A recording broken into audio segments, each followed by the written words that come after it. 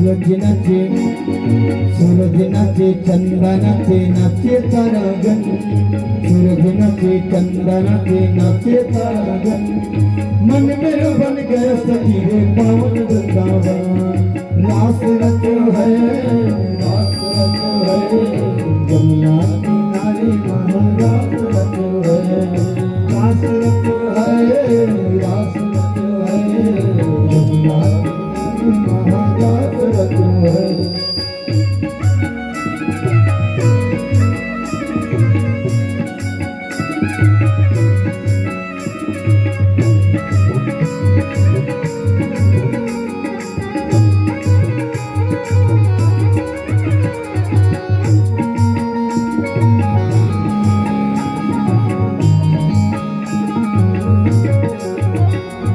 गंगा नाचे यमुना नाचे नाचे सरयुषन गंगा नाचे यमुना नाचे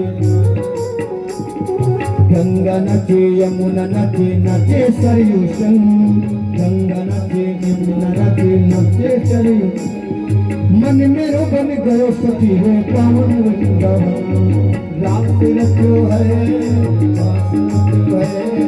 यमुना किनारे महारास रचो है रास रचो है यमुना किनारे महारास रचो है।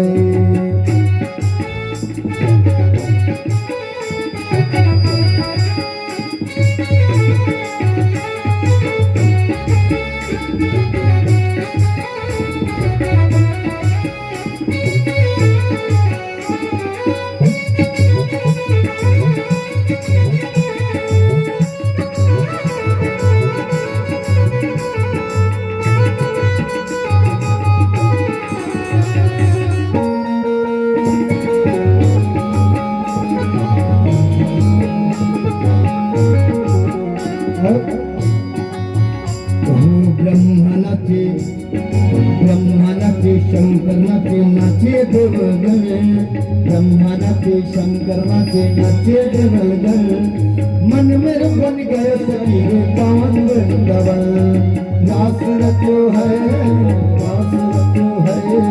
यमुना किनारे महारास रचो है रास रचो है यमुना किनारे महारास रचो है।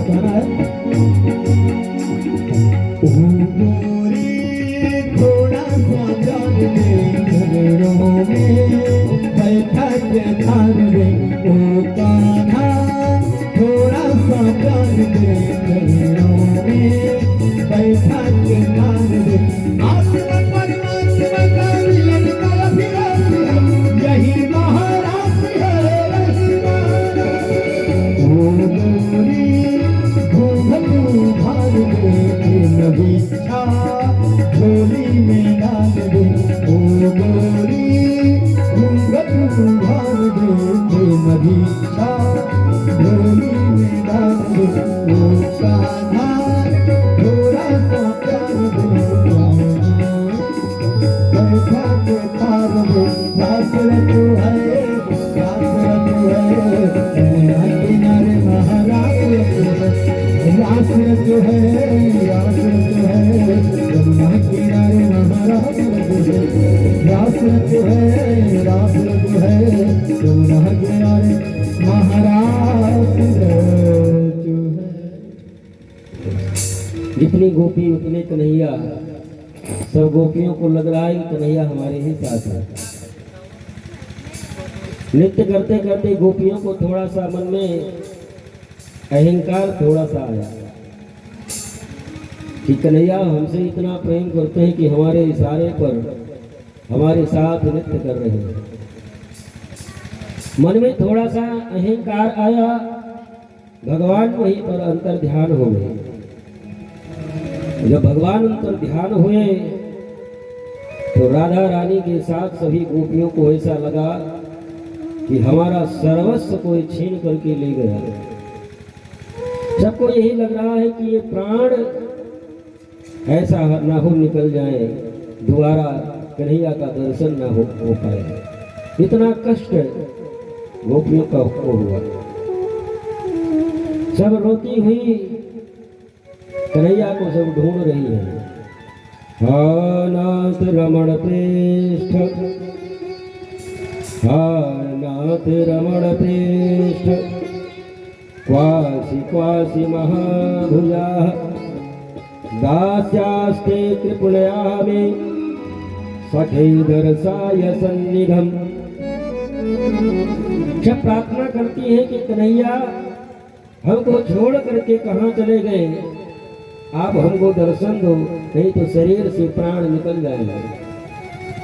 जब प्रार्थना कर रही है कि आपको इसी तरह से यदि तड़फाना था, इसी तरह से यदि तड़फा करके मारना था, तो कन्हैया कि आपने उस अग्नि दाह से हम लोगों को क्यों बचाया। इसी तरह से तड़फा करके यदि मारना था, तो काली दाह को क्यों मुक्त कराया।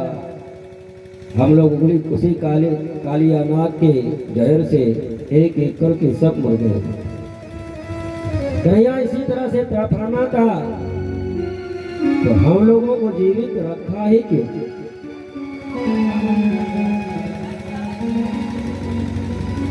सब भगवान को याद कर करके सब रो करके कन्हैया को सब ढूंढ रही है। तुलसी के वृक्ष से जाकर के पूछती है कि तुमने कन्हैया को देखा, क्योंकि तुम्हारे बिना वो भोग प्रसाद भी नहीं ग्रहण करते। हो सकता है आपके पास आए हो, लेकिन हवा का झोंका लगा, तुलसी का वृक्ष हिला। गोपियों ने कहा कि तुम तो सवत हो, क्यों बताओगे, देखे होंगे तब भी न बताएंगे। जाकर के यमुना जी के किनारे यमुना जी से पूछती है, क्या कन्हैया को तुमने देखा। यमुना जी में हिलोरा आया। गोपियों ने कहा तुम ही तो सवत है, यदि आए भी होंगे इधर से तो नहीं बताएंगे। वृक्षों से पूछ रही है, पागलों की तरह पहाड़ से जाकर के पूछ रही है, पशुओं से पक्षियों से सबसे रोदन करते हुए पागलों की तरह कन्हैया को ढूंढ रही है, सबसे पूछ रही है। लेकिन कन्हैया तो मिले नहीं। रास्ते में राधा रानी मिले। गोपियों ने कहा क्या कन्हैया तुमको भी छोड़ करके चले गए। राधा रानी ने कहा कि हाँ, हमको भी छोड़ करके चले गए। क्यों? साथ में हाथ पकड़ करके तो जा रहे थे, लेकिन हमारे जब पैर दुखने लगे तो कन्हैया ने कहा आओ हम तुमको कंधे पर बैठा लेते हैं। और वो बैठे, और जो भी कंधे पर बैठना चाहे वहीं पर उनका ध्यान हो गए, तो उसे हमको भी नहीं मिले। भगवान को ढूंढते ढूंढते भगवान के ध्यान में ऐसी गोपियां पागल हुई कि सब गोपियां अपने आप को ही कृष्ण मान बैठे। भगवान के ध्यान में ऐसे तन्मय हुई कि स्वयं को कृष्ण मान गई। एक गोपी ने कहा कि मैं कृष्ण हूँ, मैं गोवर्धन को धारण की हूँ, आ जाओ मैं सबकी रक्षा करता हूँ। कोई गोपी कहती है कि मैं कृष्ण हूँ, मैंने ही काली नाग को कालिदास से भगाया था। इतनी तन्मय हुई गोपियां कि अपने आप को ही कृष्ण मान बैठे। रुदन कर रही हैं, सब ढूंढ रही हैं। जब गोपियों की तन्मयता भगवान ने देखी तो भगवान कहीं गए थोड़ी न थे। भगवान तो नहीं गोपियों के हृदय में बैठ गए थे। गोपियों की तन्मयता देख करके भगवान प्रकट हो गए। भगवान ने कृपा की और अब पूर्ण रूप से उन गोपियों को अपनाने के लिए भगवान ने रास का आयोजन किया।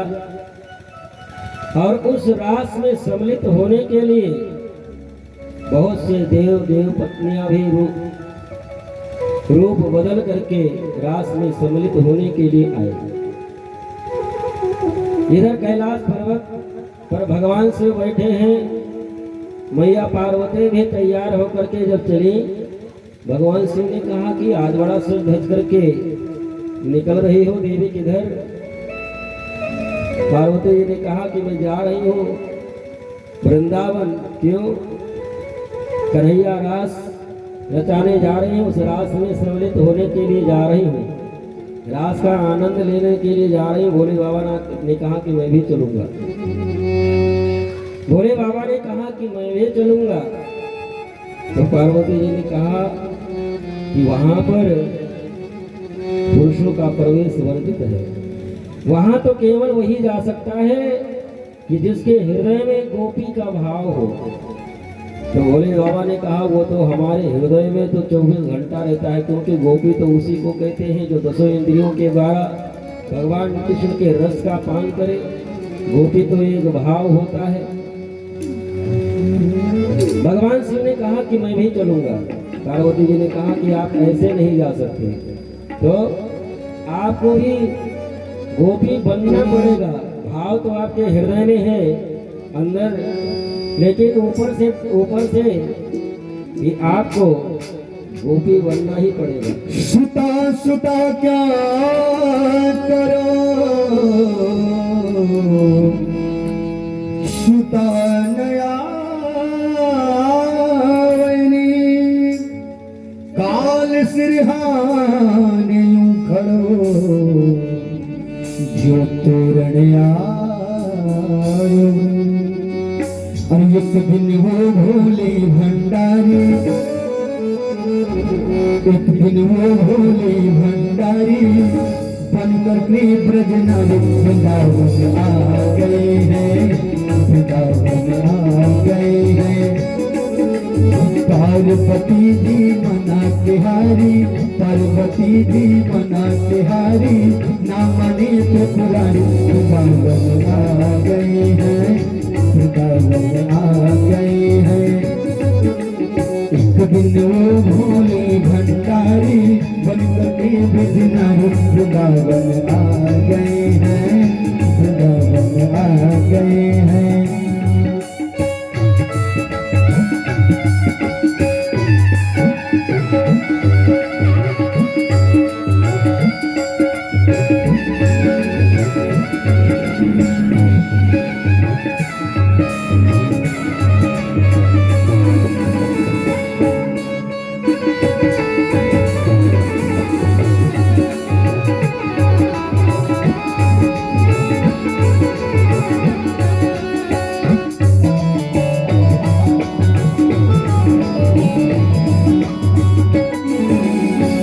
पार्वती से बोले मैं भी चलूंगा तेरे संग में, तेरे संग में। पार्वती से बोले मैं भी चलूंगा तेरे संग में, तेरे संग में। राधा संग श्याम नाचे मैं भी नाचूंगा तेरे संग में, तेरे संग में। अरे नाच रखेगा ब्रज में भारी, नाच रचेगा ब्रज में भारी, हमें दिखा दो प्यारे वृंदावन आ गए हैं, वृंदावन आ गए हैं। पार्वती जी मना के हारी, पार्वती जी मना के हारी, ना मनी त्रिपुरारी वृंदावन आ गए हैं, वृंदावन आ गए हैं।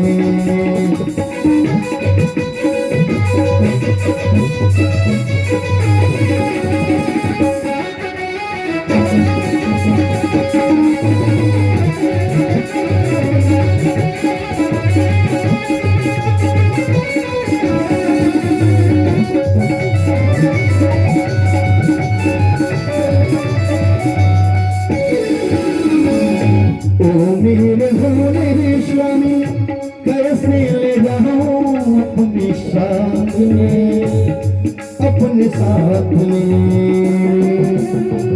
मोहन के सिवा वहाँ पुरुष न जाए उस रास में, उस रास में।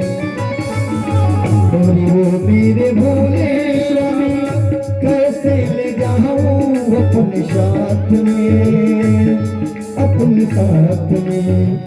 पुरुष के सिवा वहाँ कोई न जाए उस रास में, रास में अरे हंसी करेंगी ब्रज की नारी, हंसी करेंगी ब्रज की नारी, मानो बात हमारी वृंदावन आ गए हैं, वृंदावन आ गए हैं।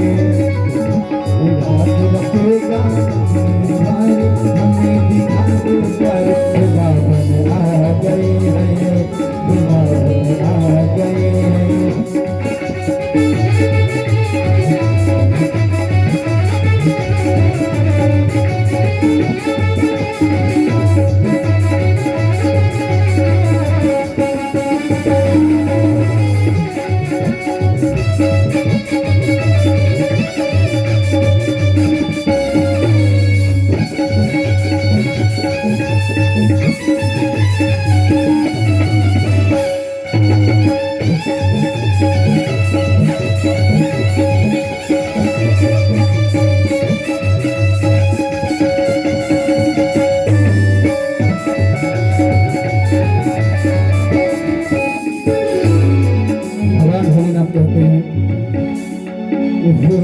ऐसा बना दो मुझे कोई न जाने इस राज को, इस राज को। वैसा बना दो मुझे कोई न जाने इस राज को, इस राज को। मैं हूँ सहेली तेरी ऐसा बताना ब्रजराज को, ब्रजराज को। भगवान भोलेनाथ के स्वरूपों को माता पार्वती मैया सजा लेती है तो भगवान कैसे लगते हैं? और बना के जूड़ा पहन के साड़ी, बना के जूड़ा पहन के साड़ी, चल चले मतवाली, वृंदावन आ गए हैं, वृंदावन आ गए हैं।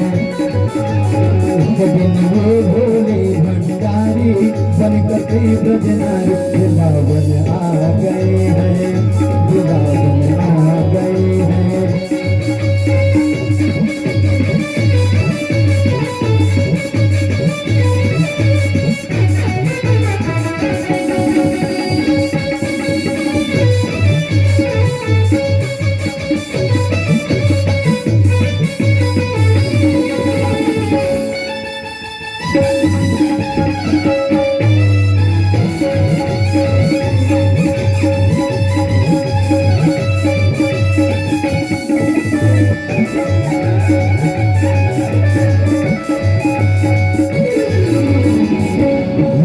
सती ने कहा बलिहार जाऊं इस रूप में, इस रूप में।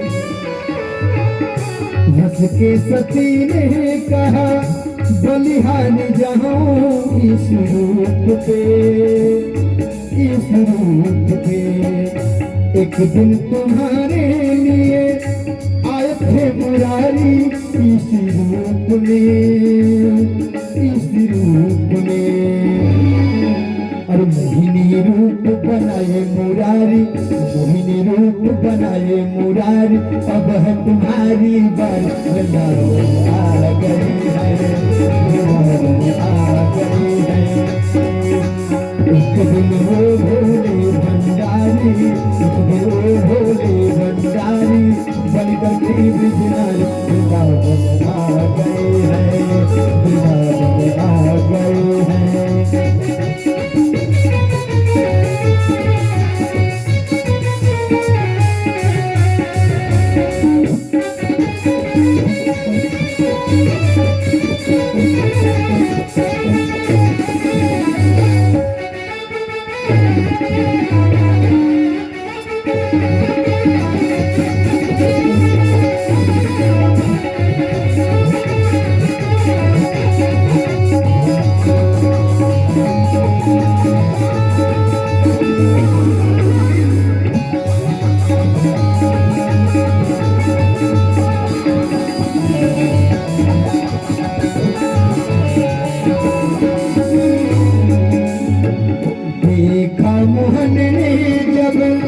समझ गए ओ सारी बात को, सारी भोलेनाथ रे।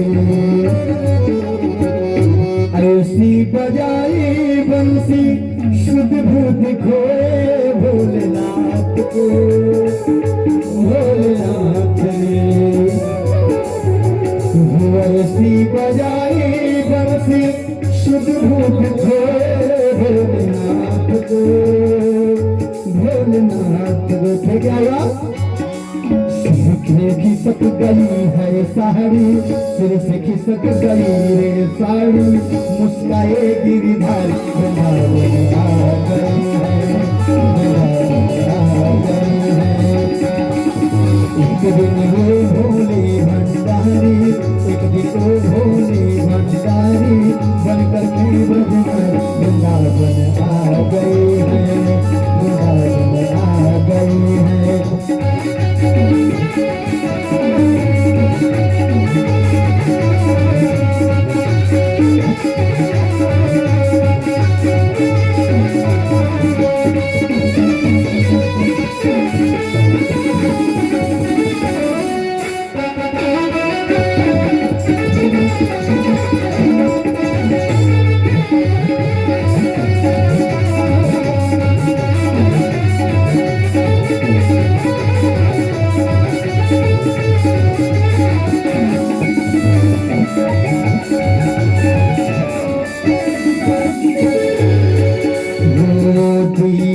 दयाल तेरा तब से गोपेश्वरी हुआ नाम रे, हुआ नाम रे।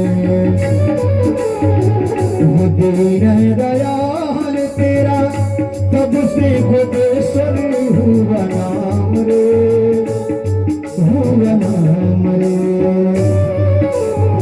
ओ भोले बाबा तेरा वृंदावन में बनाया धाम रे, बनाया धाम रे।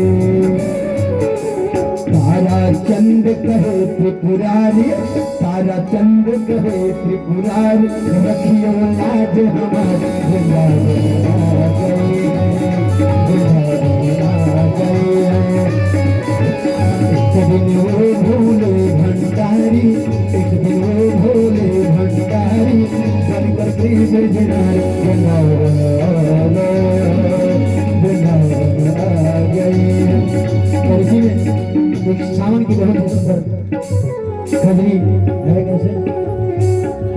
अरे आहो राम शंभु बहिन के साड़ी बने हैं गिरी धारी,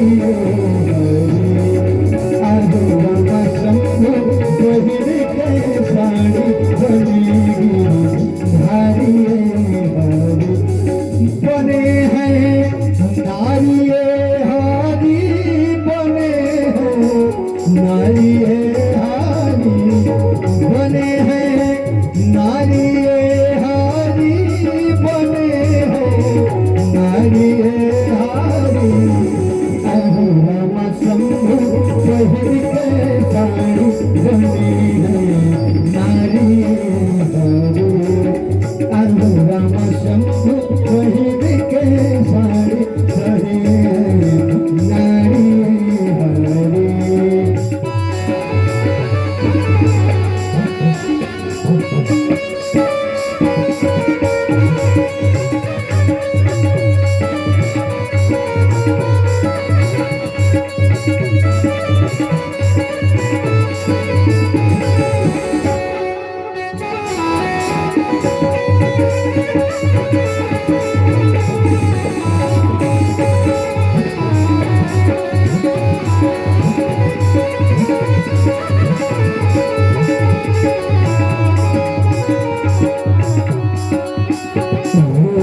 झूला झूले कदम की डाड़ी, बंसी बजावे कृष्ण मुरारी।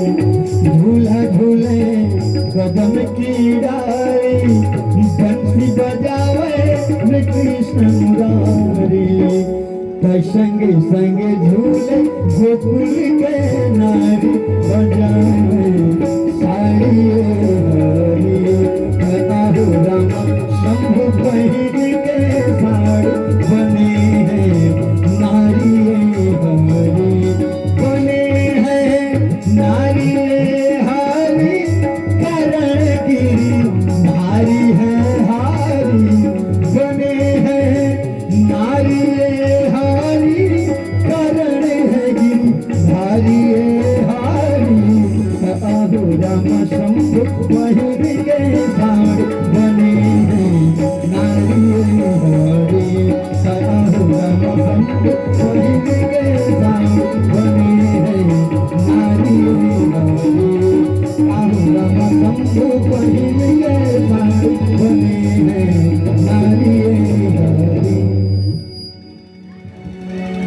शिव भी पार्वती के साथ में रास में सम्मिलित होने के लिए भगवान शिव ही आए। भगवान ने कृपा की सबके ऊपर और ये रास 6 महीने तक चलता रहा और किसी को पता भी नहीं चला कि कौन 6 महीना व्यतीत हो गया। सबको यही लग रहा है कि कन्हैया से अभी कुछ ही क्षण हुआ मिले हुए। भगवान ने कृपा करके रास के माध्यम से जो ऋषि मुनि हजारों वर्ष कठिन तपस्या करके सैकड़ों जन्म गंवा करके ब्रह्म को जो प्राप्त न कर पाए थे, सब गोपी बन करके आए थे। ये वेद की ऋचाएं ब्रह्म का गान करते करते थक गई थी, ब्रह्म का दर्शन न पाए। ये वेद की ऋचाएं गोपी बन करके आई थी। श्रुतियां ब्रह्म का गान करते करते थक गई थी, ब्रह्म की एक झलक प्राप्त न कर पाई थी। ये श्रुतियां सब गोपी बन करके आई थी। तो वृंदावन की 16 वर्ष की नवयुवतियां नहीं है, गोपी तो एक भाव होता है और गोपी भाव हृदय में तभी आता है जब भगवान जिस जीव को अपनाना चाहते हैं, पूर्ण रूप से जिसको भगवान अपना लेते हैं, उसके हृदय में गोपी का भाव आता है। ये गोपी भाव कोई साधारण भाव नहीं है। 16 वर्ष की नवयुवतियों से अर्थ मत लगा लेना कि 16 वर्ष की नवयुवतियां तो जिसके साथ में भगवान ने रास रचाई, जो अपने 10 इंद्रियों के द्वारा कृष्ण रस का पान करे उसको गोपी कहते हैं। भगवान जिसको पूर्ण रूप से अपना ले उसके हृदय में गोपी का भाव आता है। हम आपके ऊपर भी भगवान को भी कृपा कर दो, गोपी भाव जब हृदय में उतर आए तो हम आप ही गोपी हैं। भगवान रास के माध्यम से सभी गोपियों को अपनाया। श्री सुखदेव जी महाराज कहते हैं कि राजन, जो इस रास पंचाध्यायी को श्रवण करता है और जो गान करता है, उसको कभी हृदय रोग जैसी बीमारी, हार्ट अटैक जैसी बीमारी कभी उसको नहीं आती। आगे श्री सुखदेव जी महाराज वर्णन करते हैं कि अब भगवान की उम्र 11 वर्ष 52 दिन की उम्र हो गई है भगवान की। इधर एक दिन नारद बाबा पहुंच गए कंस के यहाँ। कंस नारद बाबा को का बड़ा स्वागत सम्मान किया, जलपान कराया। महाराज आगमन का कारण नारद बाबा ने कहा कि तुम कैसे राजा हो, और यदि राजा तो हमको नहीं लगता कि आपको राजनीति भी आती है। कंस ने कहा क्यों महाराज? नारद जी ने कहा कि सच्चे राजनीति तो उसको कहते हैं कि दुश्मन के घर में क्या बना है उसका भी पता लगा ले, राजनीति उसको कहते हैं। और महाराज आपका दुश्मन धीरे धीरे बढ़ रहा है, इनके और दुश्मन को कभी छोटा नहीं समझना चाहिए। 11 वर्ष 52 दिन का हो गया है। कंस ने कहा क्या करें महाराज, 1000 हाथियों का बल रखने वाली पूतना मौसी गई, वो भी लौट करके संदेशा भी देने नहीं आई, सीताराम हो गई। उस समय वो केवल 6 ही दिन का था। सक्टासुर गया, वो भी बड़ा बलशाली था, वापस लौट करके नहीं आया। तृणावर्त में इतनी सामर्थ्य, इतनी शक्ति थी कि वो चाहता तो अपने सामर्थ्य से संपूर्ण गोकुल को उड़ा करके और मथुरा ले आता, लेकिन वो भी लौट करके नहीं आया। अघासुर, बकासुर धेनुकासुर सैकड़ों दैत्य गए, और वो भी कोई साधारण नहीं, हजारों हजारों हाथियों का बल रखने वाले। लेकिन महाराज संदेशा देने भी नहीं आए कि तुम्हारा दुश्मन कृष्ण ऐसे है, वहां पर रह रहा है, वापस लौट करके ही कोई नहीं आया। ऐसा नहीं कि महाराज हमने प्रयास नहीं किया, लेकिन करें क्या? यदि सीधे आक्रमण करता हूं तो प्रजा में द्रोह हो जाएगा, आक्रमण कर नहीं सकता, और चारों तरफ कलंकित हो जाऊंगा। छोटे से बालक के लिए कंस ने पूरी सेना लेकर के गोकुल वृंदावन पर आक्रमण कर दिया, करें क्या? नारद जी ने कहा कि 11 वर्ष 52 दिन का तुम्हारा दुश्मन कृष्ण हो गया है, और परसों तक जीवित नहीं बचना चाहिए, इसके अलावा मैं और कुछ नहीं जानता। नारद जी वहां से वृंदावन आ गए, और शाम का समय था। कन्हैया और बलराम गौचारण करके वापस लौट करके आए थे। नारद जी भगवान के चरणों में प्रणाम किए। भगवान कहने लगे, बाबा आप किस लिए आए हो? उनको पता है, यही न बताने आए हो कि परसों तक कंस जीवित नहीं बचना चाहिए, क्योंकि उससे यही बता करके आए हो कि तुम्हारा दुश्मन कृष्ण परसों तक ना बचे। वही हमसे भी कहने अकेले आए हो। कन्हैया ने कहा कि लेकिन नारद बाबा, मैं कौन होता हूं किसी को मारने वाला? ना मैं किसी को मारता हूं, ना मैं किसी को जीवित करता हूं, ना मैं किसी को सुख देता हूं, ना मैं किसी को दुख देता हूं। अपने कर्मों के अनुसार जो भी इस मृत्यु लोक में आता है, उसको सुख दुख मृत्यु उसके कर्मों के अनुसार मिलती है। क्योंकि जो जैसा कर्म कभी पीछा नहीं छोड़ता, मृत्यु लोक में कोई भी आए उसका कर्म कभी पीछा नहीं छोड़ता। यहाँ तक पूर्ण परात्पर पार्वण परमेश्वर परमात्मा भगवान राम के पिता चक्रवर्ती सम्राट महाराज दशरथ, उन्होंने अनजान में श्रवण कुमार को बाण मारा। अंधे अंधा ने श्राप दिया कि जिस प्रकार हमारी मृत्यु पुत्र के वियोग में हो रहा है, आपकी भी मृत्यु पुत्र के वियोग में ही होगी। भले ही ब्रह्म के पिता थे, लेकिन उनका भी पीछा कर्म ने नहीं छोड़ा। यहाँ तक ब्रह्म भी यदि मानव के रूप में इस धरातल पर आता है, तो उस ब्रह्म का पीछा भी कर्म नहीं छोड़ता।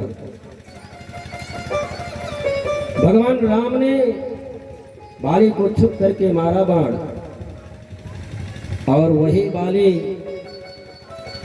जब भगवान राम कृष्ण के रूप में अवतरित हुए, तो अंतिम समय में बहेलिया वन करके और वही भगवान कृष्ण के चरणों में बाणों का प्रहार हुआ किया, और भगवान तो सुधाम को गए। ब्रह्म का भी कर्म पीछा नहीं छोड़ता। जैसा कर्म करता है मानव, उसको फल तो भोगना ही पड़ेगा। भगवान कहते हैं कि कर्मों के अनुसार सुख दुख जो कुछ भी है भोगता है। हम कौन होते हैं मारने वाले? समय आएगा मरेगा।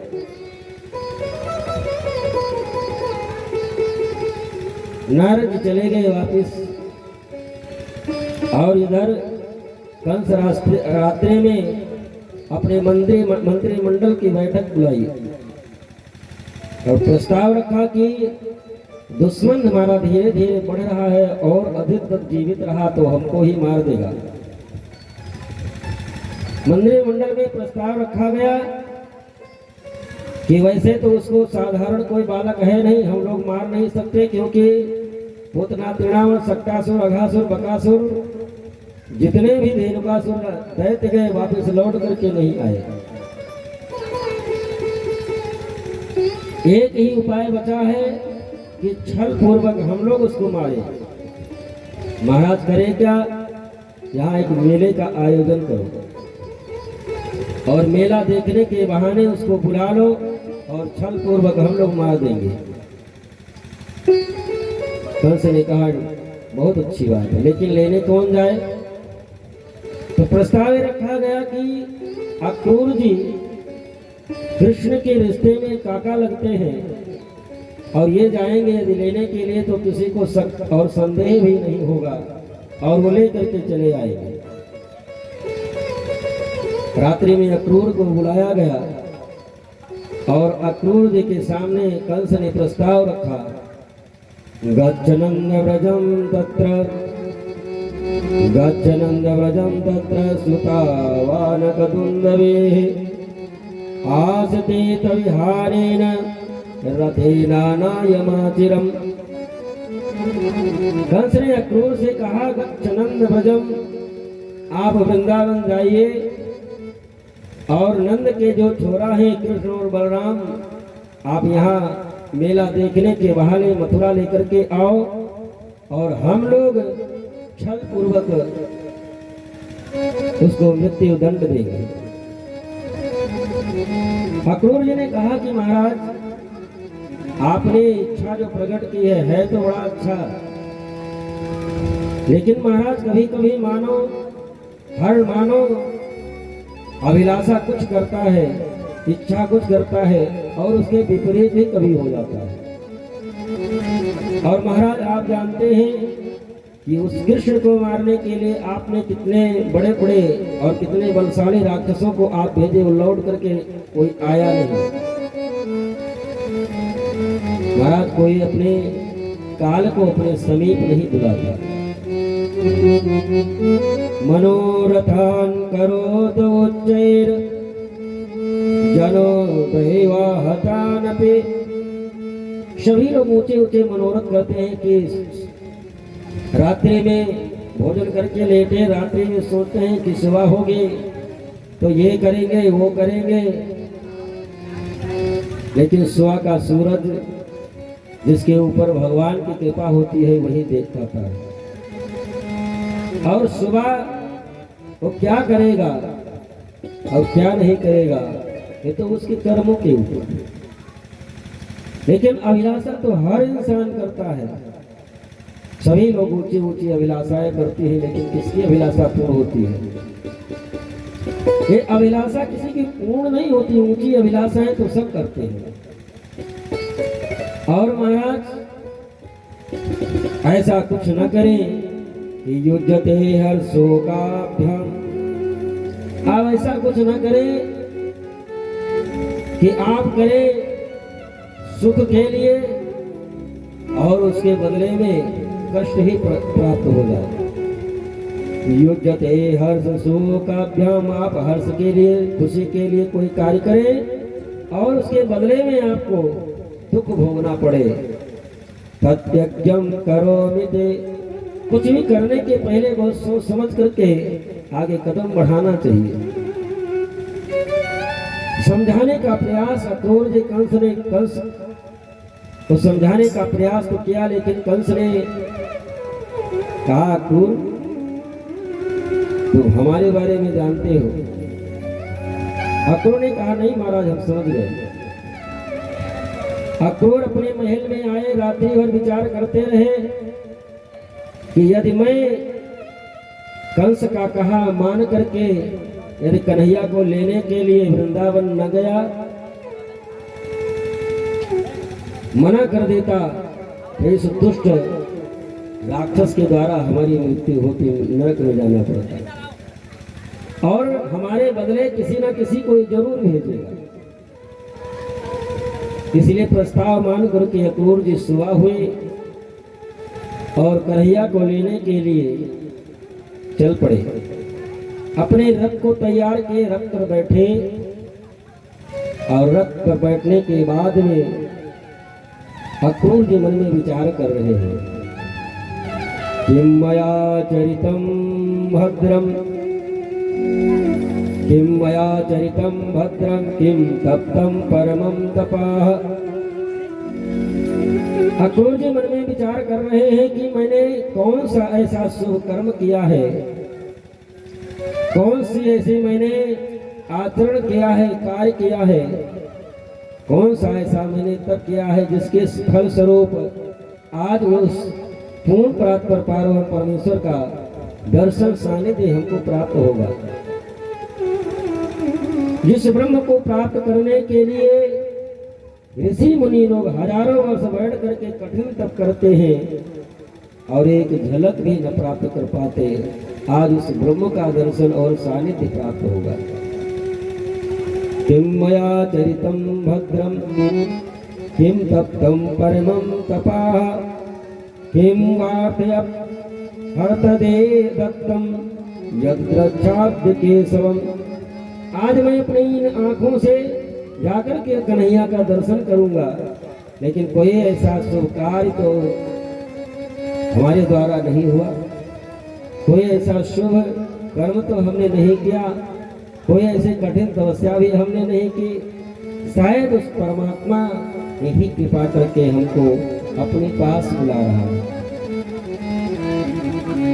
मन में अनेक प्रकार से विचार करते हुए अक्रूर जी जा रहे हैं वृंदावन। मन में विचार करते हैं कि रिश्ते में तो मैं उनका काका लगता हूँ, पता नहीं काका कहकर के बुलाएंगे, क्योंकि उस परमात्मा से एक हमारा रिश्ता भी है। जो अक्रूर जी को 1 घंटे में पहुंचना चाहिए, वो बेचारे सुबह के चले और शाम को पहुंचे, और शाम के समय जब पहुंचते हैं वृंदावन में, भगवान के चरण चिन्ह को देख करके समझ गए हमारे कन्हैया के ही चरण चिन्ह है। रस से कूद करके और चरण चिन्ह ये धूली को अपने मस्तक से लगाते हैं। और उधर से कृष्ण बलराम गौचारण करके वापस लौट करके आए थे। अक्रूर जी महाराज भगवान कृष्ण को देख करके समझ गए यही कन्हैया हैं, और उनके चरणों में प्रणाम करना चाहे। दोनों भाई दौड़ करके आते हैं और अक्रूर जी के चरणों में प्रणाम करते हैं, कहते हैं काका जी आप क्यों उल्टी गंगा बहा रहे हैं। अक्रूर जी का हृदय बड़ा गदगद हो गया कि कन्हैया रिश्ते को कभी नहीं भूलता, और परमात्मा कहता भी तो है कि यदि कोई हमसे रिश्ता जोड़ लो हम तो उद्धार करेंगे ही।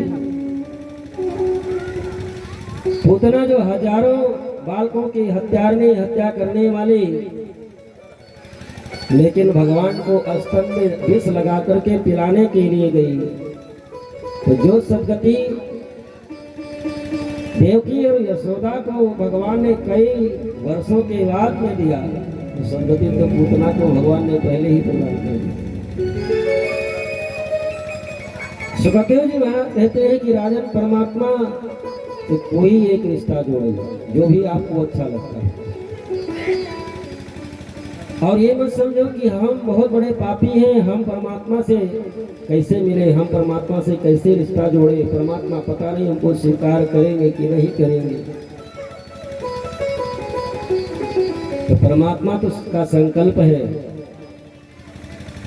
कि सन्मुख होई जीव मोहि जबहि जन्म कोटि अघनाश ही तबहि। तुम एक जन्म के पाप की बात कर रहे हो, परमात्मा में वो शक्ति वो सामर्थ्य है कि परमात्मा कहता है कि तुम हमारे सन्मुख आओ तो हम तुम्हारे करोड़ों जन्मों के पापों को नष्ट करने की शक्ति सामर्थ्य हमारे में है।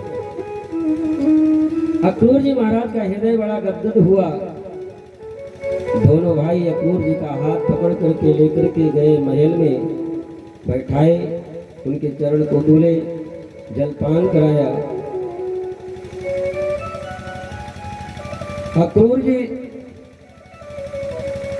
से कन्हैया ने कहा काका जी आप किस प्रयोजन से आए हैं तो आपको बताने की जरूरत नहीं है, लेकिन ये बात हमारे नंद बाबा और मैया यशोदा को पता नहीं चलनी चाहिए। और ये बात यहाँ गोकुल में रहने वाले ग्वाल बाल और गोपियों को ये पता नहीं चलना चाहिए कि महाराज कंस ने इस भाव से हमको बुलाया है। नहीं तो काका जी आप सुबह जब उठेंगे तो पूरे वृंदावन में आपको केवल लाश ही दिखाई पड़ेगी, बाकी कोई मिलेगा नहीं आपको। सभी गोपियां, यहाँ के पशु पक्षी सब अपने प्राणों का परित्याग कर देंगे। इस बात को केवल मैं समझता हूँ, लेकिन आप किसी से मत कहिए। अक्रूर जी ने कहा कि कन्हैया मैं इस बात को समझ रहा हूँ। नंद बाबा आए, मिले, दोनों भाई गले लगे, एक दूसरे को प्रणाम किए, हाल समाचार हुआ। नंद बाबा से अक्रूर जी ने कहा कि महाराज कंस ने मेला का आयोजन किया है और वो निमंत्रण भेजे हैं, इसलिए मैं आपको आपके सहित आपके बालकों को मैं लेने के लिए आया हूँ। नंद बाबा ने कहा बड़ी अच्छी बात है, कम से कम हमारे राजा हैं कंस, उन्होंने हमको याद तो किया।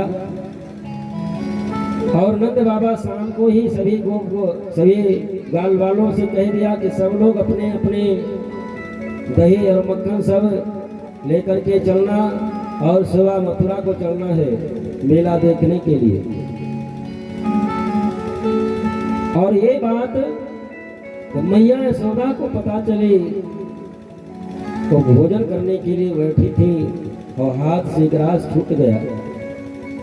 मैया यशोदा जोर से चिल्ला करके कहने लगे कि किसी को यदि जरूरत है हमारे प्राणों की तो हमारे प्राण को ले ले, लेकिन मैं अपने कन्हैया को अपने से दूर नहीं कर सकता।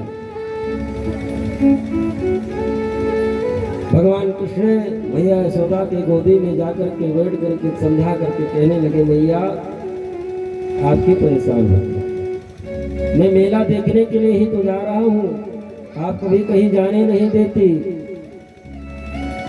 और मैं देख के मेला देख करके वापस लौट करके आऊंगा।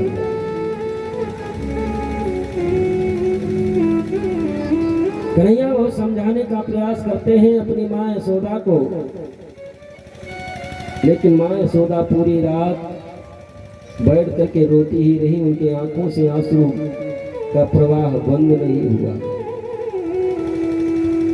गोपियों को जब शाम को ये पता चला कि कोई अक्रूर नाम का व्यक्ति कन्हैया को लेने के लिए आया है, सभी गोपियां भी रात्रि भर रोती रही, उनके आंखों से आंसू बंद न हुआ। और ब्रह्मा को सब उलाहना दे रही है, अरे ब्रह्मा अहो विधातस्तवना क्वचित् दया,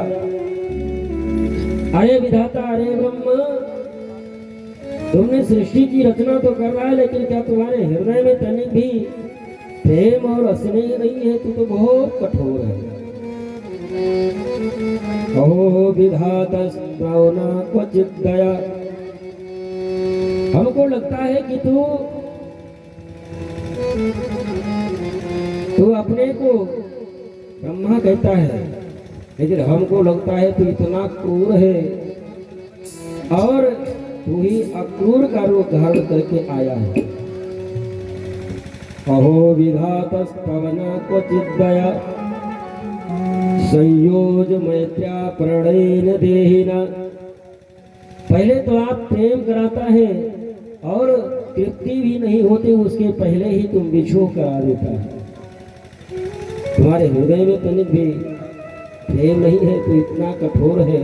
ब्रह्मा को रात्रि भर उलाहना देती रही, आंखों से आंसू बंद न हुआ। गोपियों ने कहा कि भले ही अक्रूर लेने के लिए आया है, लेकिन हम लोग जब जाने देंगे तब न लेकर के जाएगा। हम लोग जब जाने देंगे अपने कन्हैया को तब तो लेकर के जाएगा।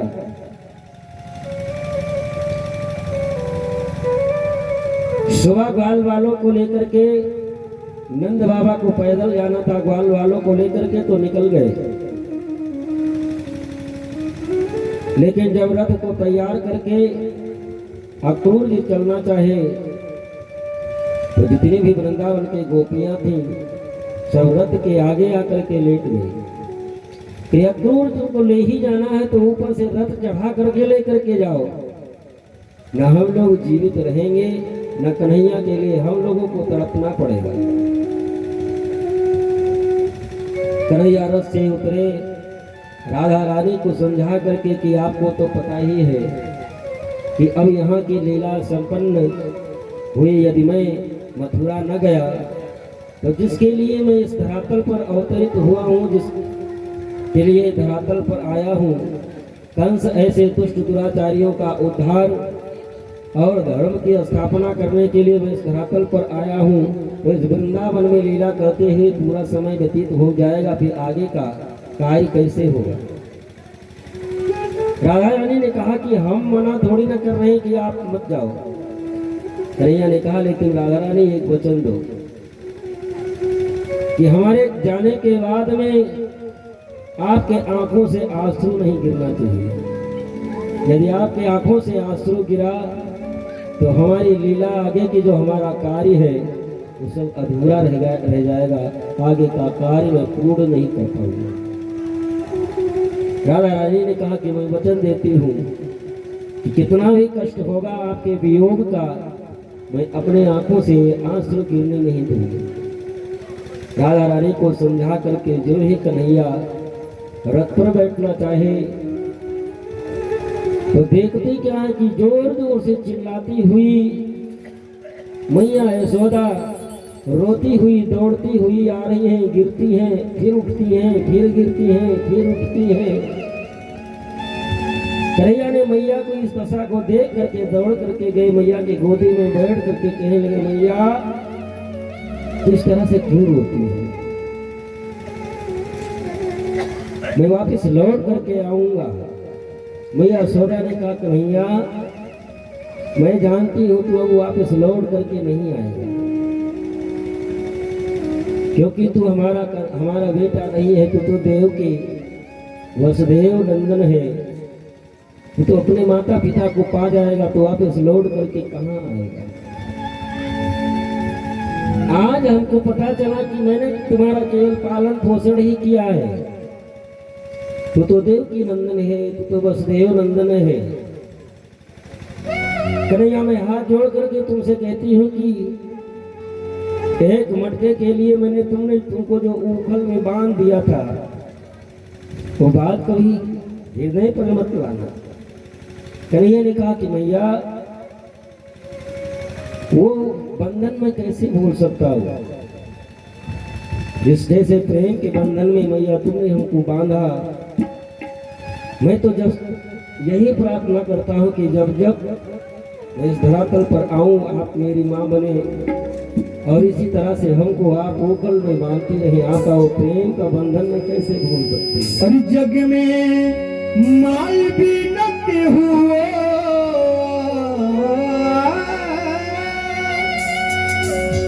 जग में माल भी न हुए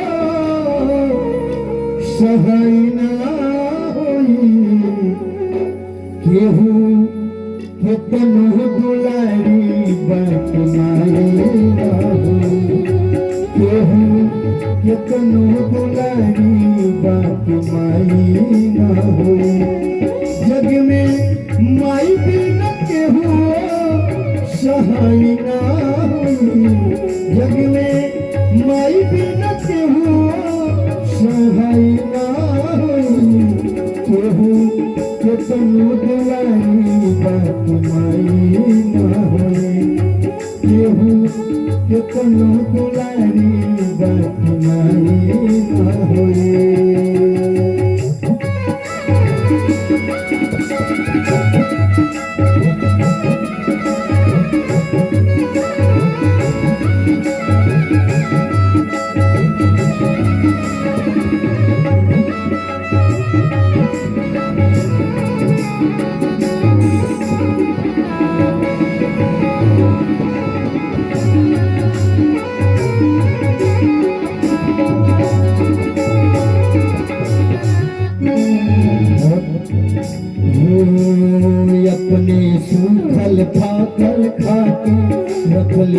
कर धर्म बचा के।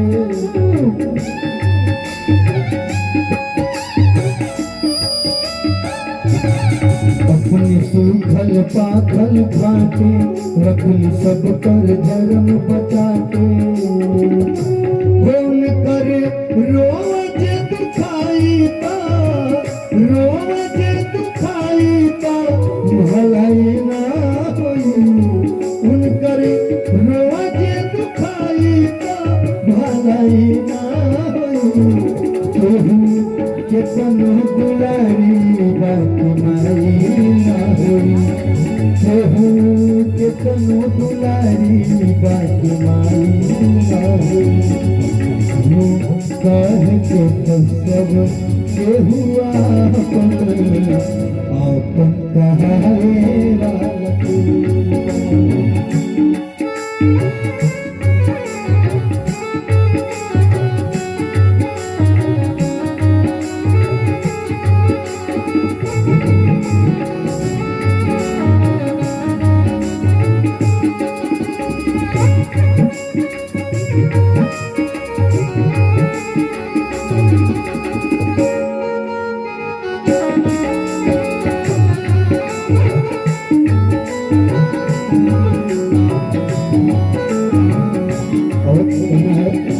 रुपया पैसा लाख कमैबा कितन सुंदर महल बनैबा।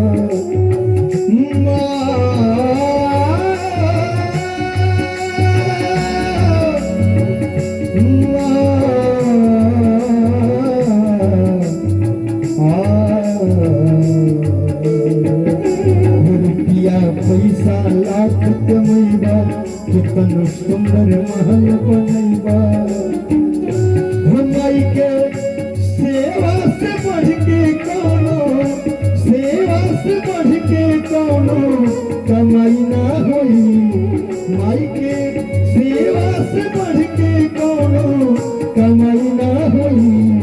केहू के तनु दुलारी बाकी माई ना होई। केहू के तनु दुलारी बाकी माई ना होई। जग में माई बिना केहू सहाय ना होई। जग में माई बिना केहू सहाय ना होई। केहू के तनो दुलारी बाकी माई ना होई। केहू के तनो दुलारी बाकी माई ना होई। माँ यशोदा को कन्हैया समझाने का प्रयास करते हैं। माँ को समझाए, रथ पर बैठ करके कृष्ण और बलराम को लेकर के अक्रूर जब चले थे, वात्सल्य और गोपियों का कन्हैया के प्रति प्रेम ये सब देख करके अक्रूर जी का हृदय बैठने लगा। अक्रूर जी मन में विचार करने लगे कि मेरा नाम अक्रूर भले है, लेकिन मैं कितना क्रूरता का कर्म कर रहा हूं। इन प्रेमियों से कन्हैया को मैं जुदा कर रहा हूं और मैं इन छोटे छोटे बालकों को लेकर के जा रहा हूं। और यदि मान लो ये ब्रह्म ना हुए और कहीं कंस इनकी हत्या करवा देता है तो मैं तो अपने आप को माफ नहीं कर पाऊंगा।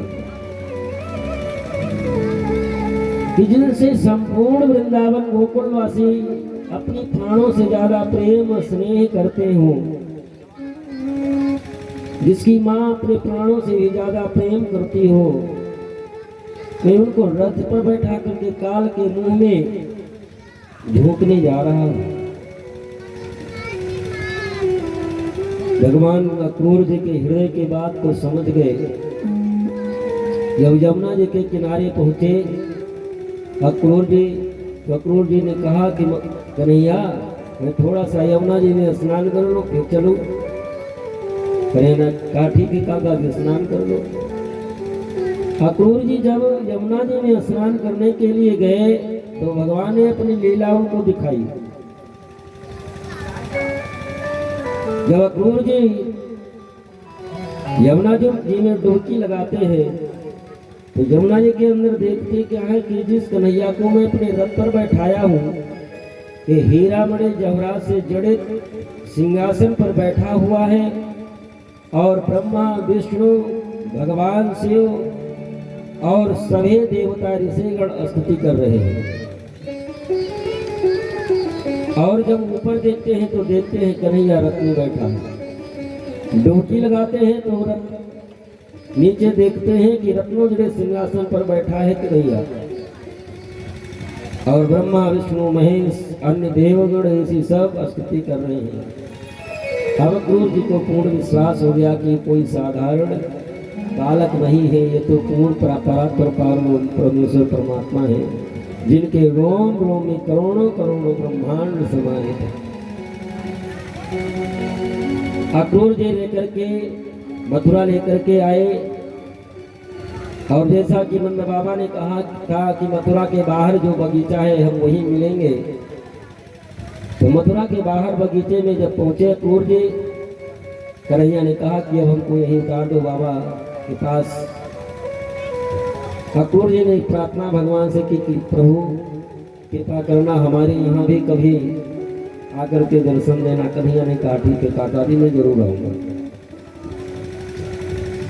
नंद बाबा के पास कृष्ण बलराम पहुंचे। कन्हैया ने कहा कि बाबा मैं जाकर के मथुरा घूम आऊं। नंद बाबा ने कहा कि कन्हैया तुम्हारा गोकुल वृंदावन नहीं है, यहाँ किसी को सारे कह दिया तो उससे लड़ाई हो जाएगी। ये तुम्हारे यहाँ ग्वाल वाल नहीं है जो तुम्हारे साथ खेला करते थे, क्रीड़ा किया करते थे, शहर है। कन्हैया ने कहा कि नहीं बाबा मैं सीधे जाऊंगा, सीधे आऊंगा, किसी से कुछ नहीं बोलूंगा। साथ में दादा भी तो साथ में रहेंगे, दाऊ दादा भी तो। नंद बाबा ने कहा कि ये बलराम में तुम्हारे इशारे पर नाचता है, जैसा तुम चाहते हो वैसा ये भी करता है। लेकिन ठीक है जाना चाहते हो तो जाओ। कृष्ण और बलराम सभी ग्वाल वालों को साथ में लिए और मथुरा घूमने के लिए चल पड़े। रास्ते में एक छोटा सा ग्वाल कन्हैया का हाथ पकड़ करके जो चल रहा था, कन्हैया के साथी भी छोटे छोटे ही तो रहे। जब कृष्ण की उम्र उस दिन 11 वर्ष 53 दिन के हैं, तो 11 वर्ष 53 दिन के कन्हैया तो संगी साथी भी तो वैसे 11, 12, 15 साल ऐसे ही सब रहे होंगे। एक छोटा सा ग्वाल जो हाथ पकड़ करके चल रहा था, कहा कन्हैया क्या है? अरे कम से कम ये पहले से बताए होते कि मामा जी के यहाँ चलना है तो हम लोग अपने कम से कम कपड़े तो सिलवा लिए होते। फटे पुराने ग्वाल वाला कपड़ा पहन करके आए हैं, ये सब देख करके तुम्हारी ही बेइज्जती होगी। आपके मामा जी तो राजा हैं और राजा के यहाँ हम लोग चलेंगे फटे पुराने कपड़े में, आपकी ही बेइज्जती हो। कन्हैया ने कहा ठीक है मैं उसकी व्यवस्था करता हूँ। धोबी घाट पर आए। धोबी जहाँ पर कपड़ा धुल रहे थे, कन्हैया आकर के कहते हैं मामा जी क्या है? ये हमारे ग्वाल वाल है, इनको थोड़ा कपड़ा दे दो, पहन करके जाएंगे, वापस लौट करके आएंगे, आपका वापस कर देंगे। तो धोबी ने कहा कि बेघर की रोटी खाने वाले, तालाब के पानी पीने वाले गंवार राशि पोशाक पहनोगे? जो काम हमारे महाराज बाद में करेंगे वो काम मैं पहले ही कर देता हूँ। और वो धोबी डंडा उठा करके भगवान को मारने के लिए दौड़ा। जो हाथ पकड़ करके ग्वाल चल रहा था, कहा कन्हैया वो पूतना वाला हाथ इसको भी दिखा दे। और जो ही समीप में धोबी पहुंचा, भगवान एक चाटा मारे और उसका सर धड़ से दूर जा करके गिरा। और जो वहाँ पर धोबी थी सब वहाँ पर घाट छोड़ करके भाग खड़े हुए। पूतना को मारने वाला आ गया, सत्तासुर को मारने वाला आ गया, रावण को मारने वाला आ गया, सब हाथ खड़े हुए। कन्हैया ने कहा जिसको जो कपड़ा पहनना है आराम से पहनो। छोटे छोटे बालक और राशि पोशाक बड़े बड़े पहन तो सब लिए, लेकिन बिना झाड़ू के अब सब रोड बहाते जा रहे हैं। ग्वाल वालों ने कहा कन्हैया अब ये तो कपड़े पहन तो लिए लेकिन मांगने जैसे लग रहे हैं, सब कहेंगे किसी का मांग करके लाए हैं। कन्हैया ने कहा ठीक है, मैं उसकी भी व्यवस्था कर देता हूँ।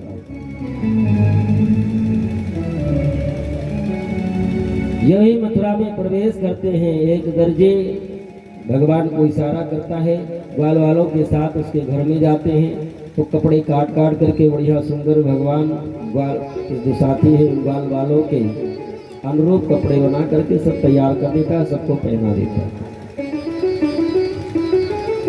फिर ग्वाल वालों से कन्हैया ने कहा कि अब तो ठीक है, कपड़े मिल गए। ग्वाल वालों ने कहा कन्हैया कपड़े तो मिल गए लेकिन बढ़िया इसके ऊपर माला मिल जाती पहनने के लिए तो और भाव बन जाता मामा से मिलने के लिए। कन्हैया ने कहा ठीक है, मैं चलो उसकी भी व्यवस्था करता हूँ। एक चेला हमारा यहाँ है जिसका नाम है सुदामा, माली है। भगवान कृष्ण के 3 सुदामा मित्र थे। एक सुदामा तो यहाँ मथुरा में माली है, एक सुदामा वृंदावन में था जिसको राधा रानी का श्राप मिला था, तो जाकर के दूसरे जन्म में शंखचूड़ हुआ था जो तुलसी वृंदा का पति बना था। और एक सुदामा जब द्वारिका पहुंच जाएंगे तब मिलेंगे। सुदामा नाम के माली के यहाँ भगवान पहुंचे, बढ़िया सुंदर सुंदर माला बना करके सुदामा ने भगवान कृष्ण के साथ सभी ग्वाल वालों को बढ़िया पहनाई। और वहां से जब आगे बढ़े तो ग्वाल वालों से कन्हैया ने कहा कि अब तो कोई कमी नहीं रह गई। ग्वाल वालों ने कहा कन्हैया कपड़े भी मिल गए, माला भी हो गई, अब बढ़िया पूरे मस्तक पे चंदन की व्यवस्था हो जाती। कन्हैया ने कहा ठीक है, चलो देखते हैं उसकी भी व्यवस्था होगी। कन्हैया ग्वाल वालों के साथ मथुरा में चल रहे हैं और आगे जब चले तो देखते क्या है कि एक नवयुवती जिसका शरीर 3 जगह से टेढ़ा है, जिसका शरीर 3 जगह से टेढ़ा है और वो हाथ में कटोरा लेकर के जा रही है। कन्हैया ने आवाज लगाई, अरे देवी सुनती हो? तो तिलोत्तमा मन में विचार करने लगे कि आज तक तो हमको कोई मथुरा में बुलाया नहीं, क्योंकि हमारा इतना रूप स्वरूप है कि सुबह सुबह कोई मिल भी जाए हमको तो 1000 गाली देता है कि आज ये मिल गई तो पूरा दिन खराब गया, हमको क्यों कोई बुलाएगा। लेकिन कन्हैया ने फिर आवाज लगाई, अरे सुंदरी सुनती हो? पीछे मुड़ करके जब देखी, कन्हैया ने कहा कि देवी मैं तुम्ही को बुला रहा हूं। पास में आई,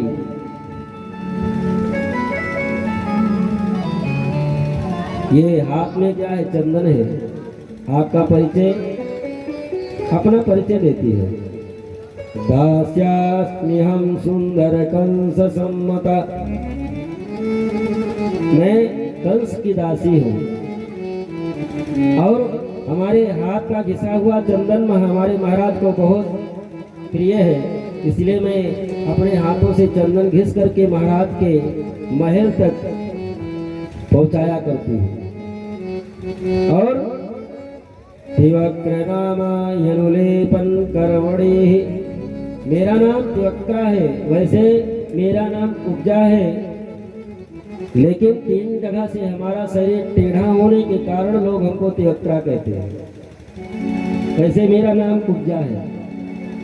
तो भगवान ने कहा कि हमारे जो ये सखा हैं इनको चंदन लगाओगी?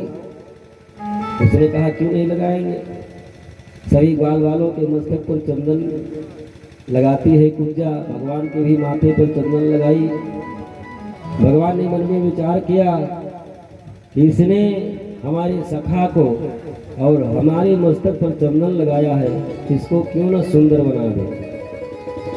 इसे चंदन लगाया है तो मैं इसको सुंदर बना दूं, भगवान ने अपने पैर का अंगूठा उसके पैर के अंगूठे पर रखे और उसके टोड़ी पर हाथ लगाए और मालूम पड़ता है कि स्वयं वैकुंठ धाम से लक्ष्मी जी उतर आई हो। इतनी सुंदर बन गई, इतनी सुंदर बन गई और बीच मथुरा में भगवान का हाथ पकड़ लिया। कन्हैया ने कहा कि तुमको शर्म भी नहीं आती, दादाजी पीछे है, बड़े भैया।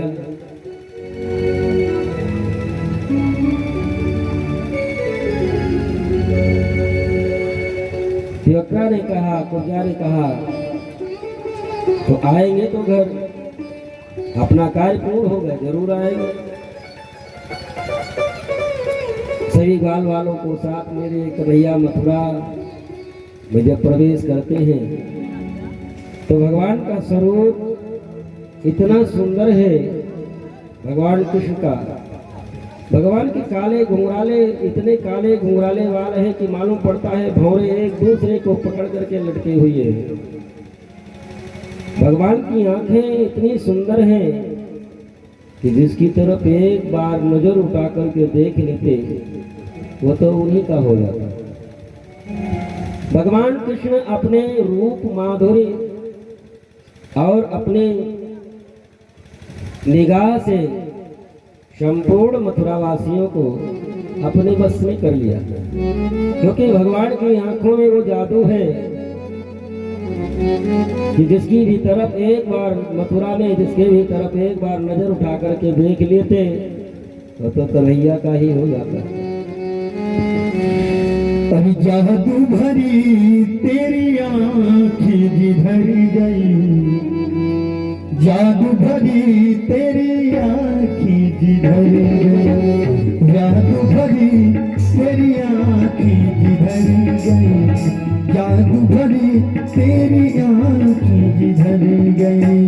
नैनों की कटारी वारी वारी छुई छुई छतियन से उतर गई, जादू भरी तेरी आँखें जिधर गई, जादू भरी तेरी आँखें जिधर गई, जादू भरी तेरी आँखें जिधर गई, जादू भरी तेरी आँखें जिधर गई।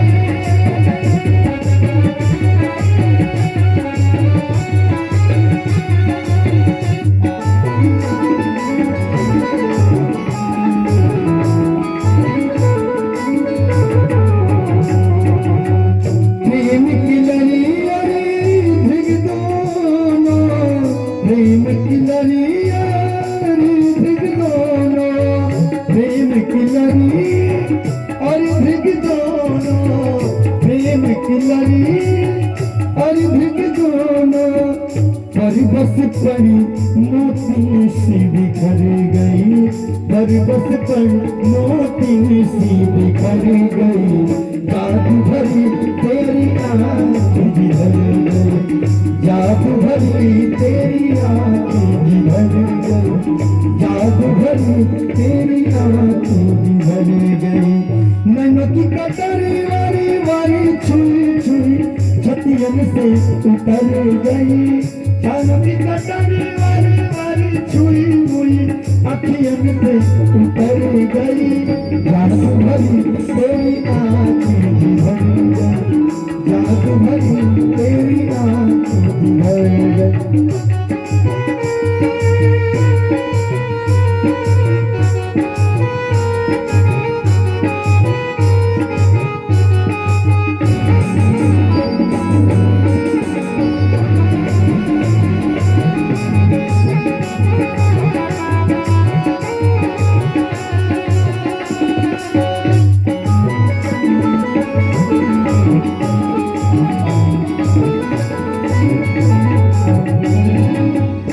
अब पल गला की तरफ नहीं तारे, अब पल पल की तरफ नहीं तारे,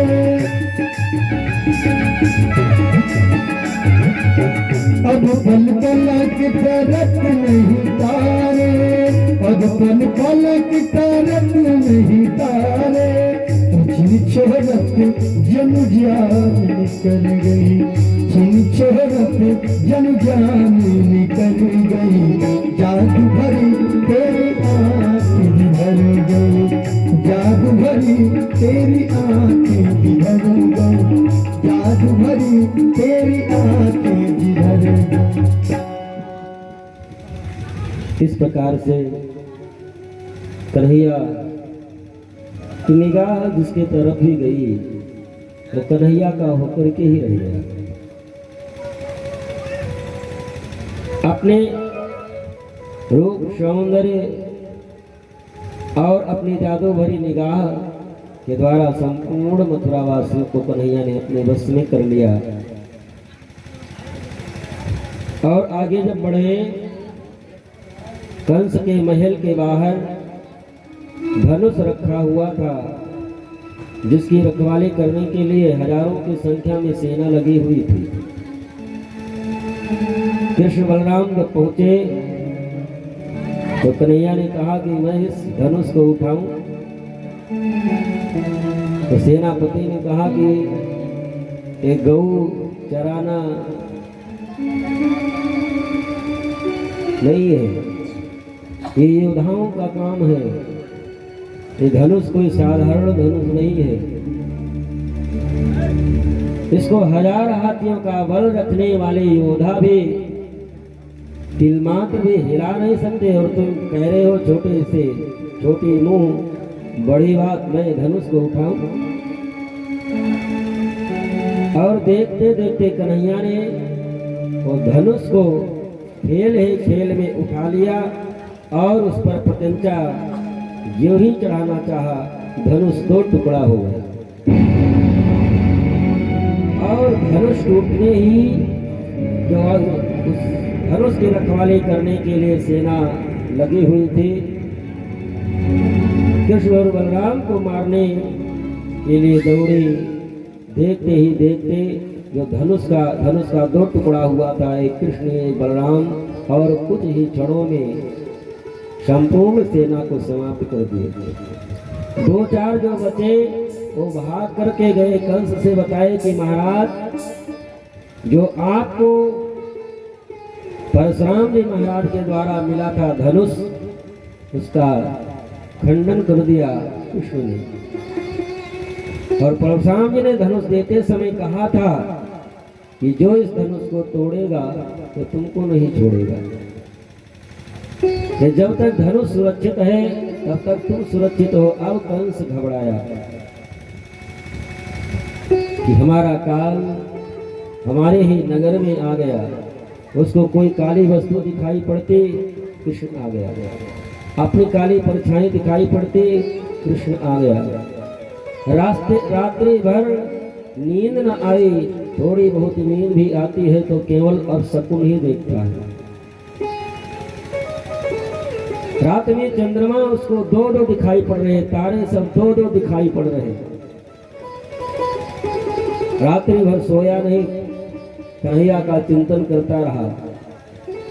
और सुबह हुई, जहाँ पर मेले का आयोजन किया गया था, नंद बाबा ग्वाल वालों के साथ कृष्ण और बलराम को लेकर के चले। कृष्ण बलराम ने कहा कि बाबा आप ग्वाल वालों को लेकर के चलो, बैठने की व्यवस्था देखो, और हम दोनों भैया अभी आ रहे हैं। कन्हैया ने सोचा कि बाबा के साथ में जाऊंगा तो आगे जो लीला करनी है वो हो नहीं पाएगी। नंद बाबा ग्वाल वालों को लेकर के जहाँ पर सभा का आयोजन किया गया था, ग्वाल वालों को लेकर के पहले पहुंच गए। कृष्ण और बलराम साथ में चले। जहाँ पर मेला का आयोजन था, द्वार पर कुबलिया पीर हाथी, जो हजारों हाथियों का बल रखने वाली, शराब पिला करके मतवाला करके उसको द्वार पर खड़ा कर दिया गया।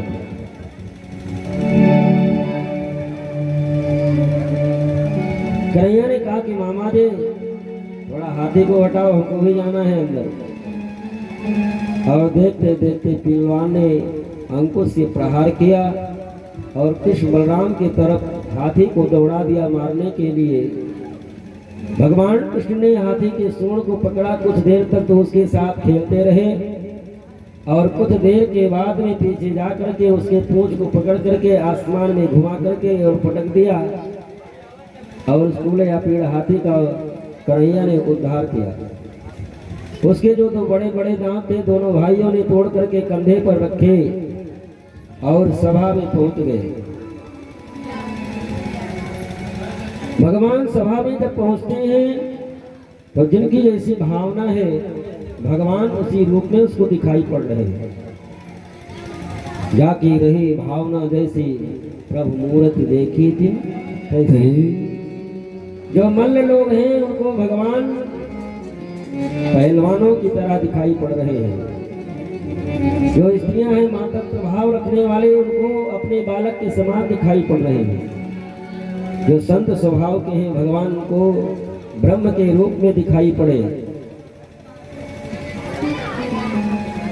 जिसकी जैसी भावना थी भगवान एक है, देखने वालों की संख्या लाखों है। जिसकी जैसी भावना थी उसी के रूप में भगवान उसको दिखाई पड़े।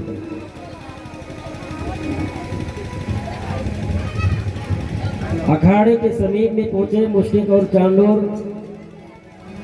अखाड़े में भगवान कृष्ण और बलराम को ललकारता है। मुश्रिक ने कहा कन्हैया से कि आपको हमसे लड़ना होगा। कन्हैया ने कहा कि मामा जी हम दो भी छोटे हैं, आपसे हम कैसे लड़ सकते हैं। चांडोर ने कहा कि महाराज का आदेश है और महाराज को प्रसन्न करने के लिए उनकी आज्ञा का पालन करना पड़ेगा। नहीं तो जानते हो कि यदि महाराज ये आज्ञा का पालन न करने वाले को महाराज मृत्यु दंड ही देते हैं। और चांडोर इतना शक्तिशाली था, किसी को भी पकड़ करके 1000 हाथियों का बल रखने वाला कोई भी हो और पकड़ करके जो ही सीना के ऊपर ऐसे अपने प्रहार करता था वो चूर चूर हो जाता था। इतना शक्तिशाली था। कन्हैया ने कहा कि मामा जी हम तो अभी छोटे हैं, उसकी तो बराबरी की होती है और यह आपका एक पहाड़ जैसा शरीर, मैं आपसे कैसे लड़ सकता हूँ। चांडोर ने कहा कि हम जानते हैं तुमने कि कितनी शक्ति है, कितनी सामर्थ्य है। तुम देखने में तो बालक लगते हो, लेकिन ना बालो ना किशोरस्तम, ना तुम बालक हो ना किशोर हो। बलश्च वरिणाम्बरः, आप शक्तिशालियों के भी शक्तिशाली हैं, शक्तिशालियों में सर्वश्रेष्ठ है आप। और लीलेभ्यो हतो येन सहस्रधूप सप्तभित्, यदि तुम में शक्ति और सामर्थ्य नहीं होते तो जिस कुबलया पेड़ हाथी तो तुम मार करके आ रहे हो कोई साधारण हाथी नहीं थी महाराज की। वो हजारों हाथियों का बल रखने वाले हाथी थे कुबलया पेड़, जिसको तुम अभी मार करके आ रहे हो। और जिस पुतना मौसी का को तुमने मारा वो भी कोई साधारण स्त्री नहीं थी। सक्कासुर, तृणावर्त, अघासुर, बकासुर, जितने भी दैत्य गए जिनको तुमने मारा है वो सब कोई साधारण नहीं थे। कन्हैया ने कहा कि मामा जी उनको हमने नहीं मारा, वो सब मरे मराए गए थे, इसलिए हमको ठिकाने लगाए, ताकि हमने किसी को मारा नहीं। लेकिन मुश्रिक और चांडोर ने कृष्ण बलराम को ललकारा। कुछ क्षणों तक तो लीला करते रहे, लड़ते रहे और चांडोर का उद्धार भगवान कृष्ण ने किया, मुश्रिक का उद्धार बलराम जी ने किया। छल कौशल युद्ध करने के लिए आए उसका भी उद्धार करते हैं। हजारों की संख्या में जो सेना लगे थे युद्ध करने के लिए, उन्होंने जब देखा कि कृष्ण और बलराम जो हजारों हजारों हाथियों का बल रखने वाले संत उसल मुश्किल चांडूर को मार सकते हैं, तो हम क्या हैं। तो वो सब भी अपने हथियार को रख दिए, लेकिन कंस ने जब ये देखा कि संत उसल मुश्किल चांडूर मारे गए, तो पागलों की तरह जोर जोर से चिल्लाने लगा, इनके श्रीराम को पकड़ो, बंदी गृह में डाल दो, इनको मृत्यु दंड दो, अनाप शनाप बकने लगा। और देखते ही देखते कन्हैया एक छलांग लगाई और ऊंचे मकान पर जहाँ कंस बैठा हुआ था, भगवान कृष्ण वहीं पर पहुंच गए और उसके मस्तक से जो राजमुकुट था निकाल करके नीचे डाल दिए और कंस के बाल को पकड़ करके हाथ में जो ही लपेटे। कंस कहता है कि ये क्या कर रहे हो, क्यों मामा जी दर्द हो रहा है। अरे जिस समय आप हमारी माँ के बाल को पकड़े थे, उस समय भी आपको एहसास होना चाहिए था कि बाल पकड़ने से दर्द भी होता है। आज जब आपका बाल पकड़ा गया तब आपको लग रहा है कि हाँ बाल पकड़ने से कष्ट भी होता है। मामा जी मैं भगवान हूँ, हमारी तरफ देखो, हम तुम्हारा उद्धार करेंगे। भगवान कृष्ण ने तो हजारों बार कहा कि मैं भगवान हूँ, हमारी शरण में आओ, हम तुम्हारा उद्धार करेंगे। लेकिन भगवान राम वो तो मर्यादा पुरुषोत्तम थे, पहली बात किसी को परिचय देते नहीं थे, कोई परिचय पूछता तो अपना परिचय यही देते थे, मैं चक्रवर्ती सम्राट महाराज दशरथ का पुत्र हूँ। लेकिन भगवान कृष्ण हजारों बार आप हमारी शरण में आओ, हम तुम्हारा उद्धार करेंगे। कंस कहते हैं कि मामा जी हमारी तरफ देखो, ऐसा सौभाग्य जो तुमको आज प्राप्त हो रहा है, ऐसा सौभाग्य किसी को मिला नहीं।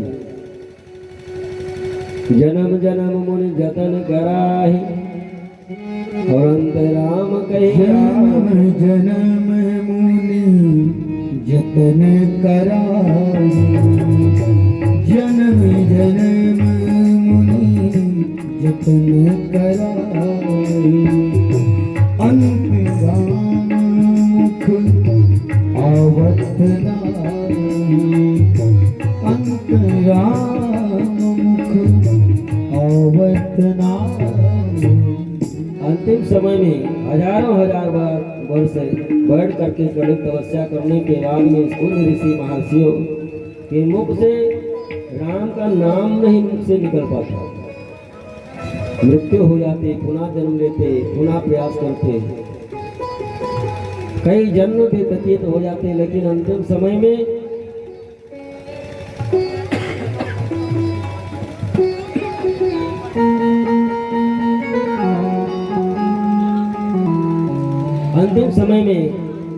हमारा नाम से नहीं निकल पाता।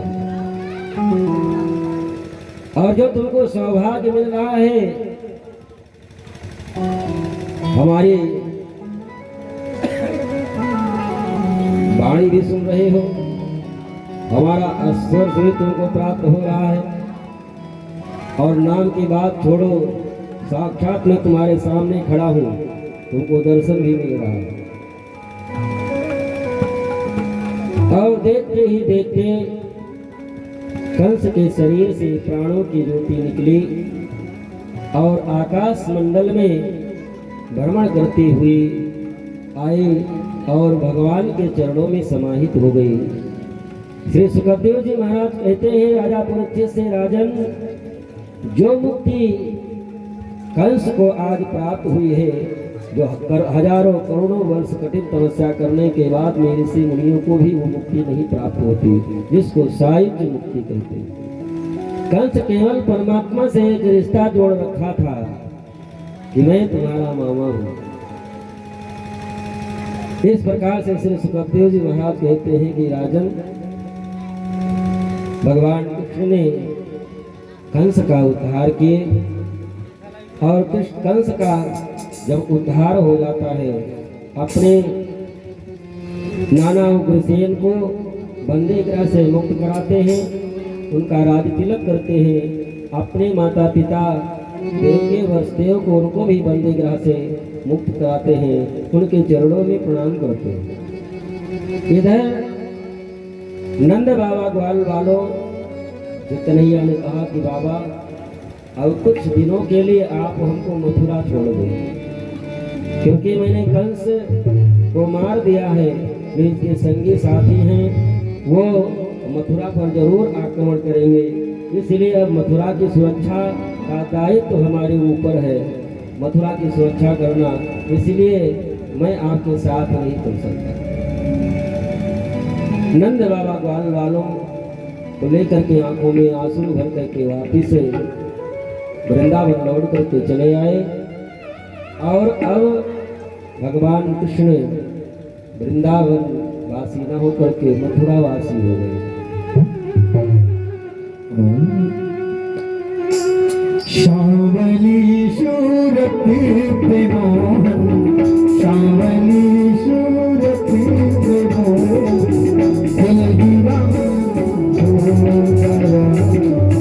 श्यामली सूरती पे मोहन, दिल दीवाना हो गया। दिल दीवाना हो गया मेरा, दिल मस्ताना हो गया। दिल दीवाना हो गया मेरा, दिल दीवाना हो गया। सावली सूरती पे मोहन, दिल दीवाना हो गया। सावली सूरती पे मोहन, दिल दीवाना हो गया।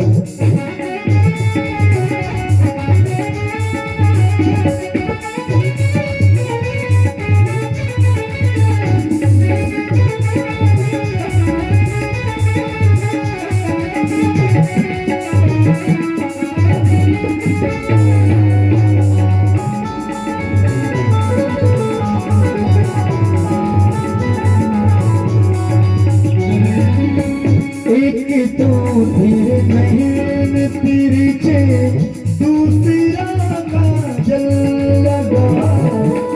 एक तो तेरे नैन तिरछे, दूसरा काजल लगा।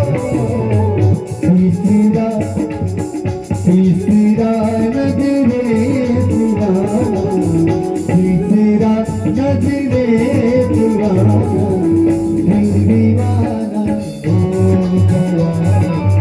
सावली सूरती पे मोहन, दिल दीवाना हो गया।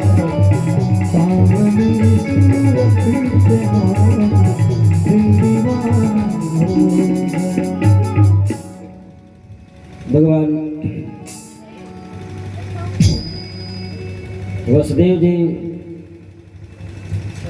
भगवान का यज्ञोपवीत संस्कार कराए और गुरु संदीपनी के यहाँ विद्या अध्ययन करने के लिए कृष्ण और बलराम कुछ ही दिनों में संपूर्ण विद्या का अध्ययन करके वापस लौट करके मथुरा आ गए। एक दिन मैया देवकी ने मन में विचार किया कि अपने कन्हैया को पाला पोसा तो मैं नहीं,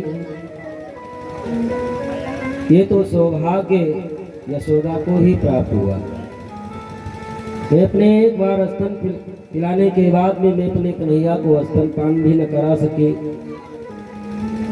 उंगली पकड़ करके चलना सिखाया तो यशोदा ने सौभाग्य तो उन्हीं को प्राप्त हुआ।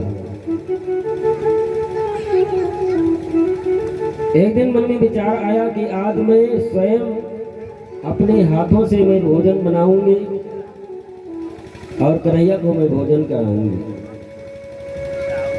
दास दासियों को रसोई घर से अलग करके देवकी स्वयं अपने हाथों से बढ़िया सुंदर भोजन बनाती हैं और भोजन बनाने के बाद में बढ़िया सुंदर थाली सजाई। और फिर मन में विचार आया कि कन्हैया को हमने सुना है कि कन्हैया को ताजा मक्खन बहुत प्रिय है, ताजा मक्खन कन्हैया को बहुत प्रिय है। एक कटोरे में बढ़िया सुंदर ताजा मक्खन भी लगा करके उस थाली में रख देती है। जिस कक्ष में कमरे में बैठे हुए थे कृष्ण, देव की थाली ले जाकर के भगवान के सामने रखी, और जब आज कन्हैया ने ताजा मक्खन देखा तो फपक करके जोर से चिल्ला करके रो पड़े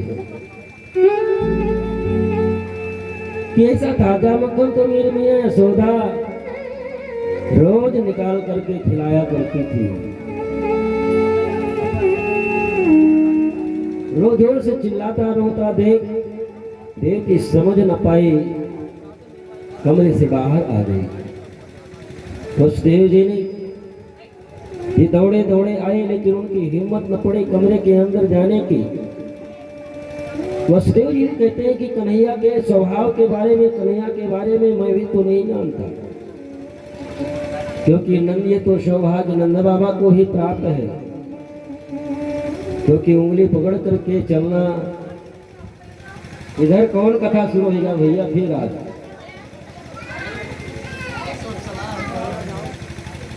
तो बिटिया कहाँ से आई? विदेश से आई का? नौटंकी ना हो बिटिया, मैं घरे जाए सेवा के लिए हो, थोड़ी देर के लिए शांत बैठे रहा, मैं अच्छा लगा तो कथा घरे चले जाओ।